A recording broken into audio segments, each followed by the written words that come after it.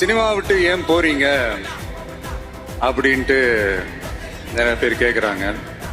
சினிமான்றது ஒரு மிகப்பெரிய ஒரு கடல். அதுல ஒரு கரையோரமா ஒரு சின்னதா ஒரு மணல் வீடு கட்டணும்னு தான் நான் ஆசைப்பட்டேன். பட் அதே ஒரு மாளிகையா மாத்தி தந்தது நீங்க எல்லாரும் தான். அது மட்டும் இல்ல, நான் சினிமாக்கு வரும்போது இது எல்லாருக்குமே தெரிஞ்ச விஷயம் தான். இந்த பழைய கதை தான். நான் ஃபேஸ் பண்ணாத விமர்சனங்கள் இல்லை, நான் ஃபேஸ் பண்ணாத அவமானங்கள் இல்லை, இந்த மாதிரி நிறைய காயங்கள் அதெல்லாம் தாண்டி தான் வந்திருக்கிறோம். அந்த மாதிரி நேரத்துலலாம் டே ஒன்ல இருந்து என் கூடவே நின்னது என்னோட ரசிகர்கள் தான். ஒரு நாள் 2 நாள் இல்லைங்க, கிட்டத்தட்ட ஒரு 30-33 வருஷத்துக்கு மேல என் கூடவே நின்றுக்கிறாங்க. அதனாலதான் நான் என்ன டிசைட் பண்ணேன்னா, அடுத்த 30-33 வருஷத்துக்கு அவங்களோட நான் நிக்கிறோம்னு முடிவு பண்ணிட்டேன்.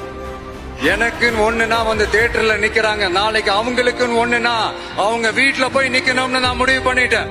எனக்காக எல்லாத்தையும் விட்டு கொடுத்த என்னுடைய ரசிகர்களுக்காக நான் சினிமாவையே விட்டு கொடுக்கிறேன். இந்த விஜய் சும்மா நன்றின்னு சொல்லிட்டு போறவன் கிடையாது, நன்றி கடனை தீர்த்துட்டு தான் போவான்.